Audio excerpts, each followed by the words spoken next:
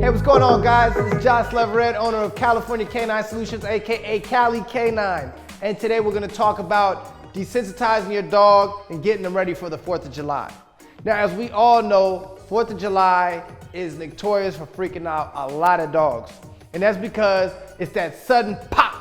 It's that unknown noise that's coming out of somewhere that they've never heard before. So we're going to give you 4 tips into making sure this 4th of July is an easy and smooth one for your dog. So tip number 1 is making sure that we desensitize our dogs beforehand. Let's make sure that we're proactive to desensitizing our dogs to loud noises, sometimes playing them on YouTube, sometimes playing those sounds, creating artificial sounds. Sometimes you can take things like 2 metal bowls and get your dog used to just hearing, and these things like that is gonna create this desensitized feeling for your dog. Now, it's very important that we motivate our dogs through this. So desensitizing our dogs comes, of course, with having some kind of foundation of reward and having a dog grateful of its reward so it can stay motivated by the rewards.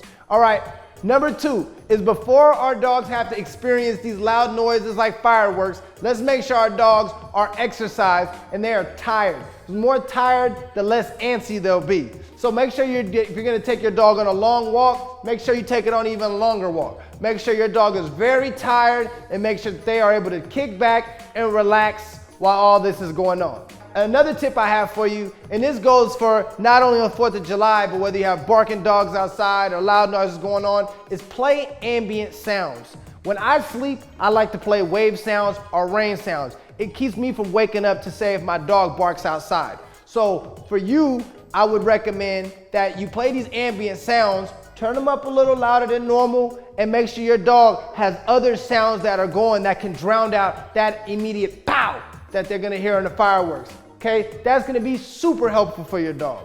Number 4, and this is a really good one, is stay with your dog. Support your dog. Your dog trusts you as its pack leader, so it's gonna be very helpful if you're there with your dog. Even if your dog wants to go in his crate, in his little den and stay comfortable in there, you being there to support your dog is gonna give your dog so much better feeling than them just having to deal with this on their own.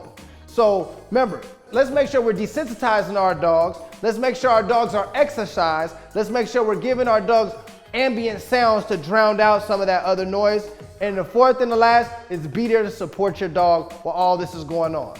I really think this is gonna be huge and super helpful for you guys for the 4th of July. Make sure you guys like and comment and leave something below if you think I missed anything. I wanna see you guys have a successful 4th of July, and I wanna make sure your dogs are enjoying it the whole time as well. Hope you guys enjoyed this video. Make sure you guys like and subscribe, and we'll see you on the next one.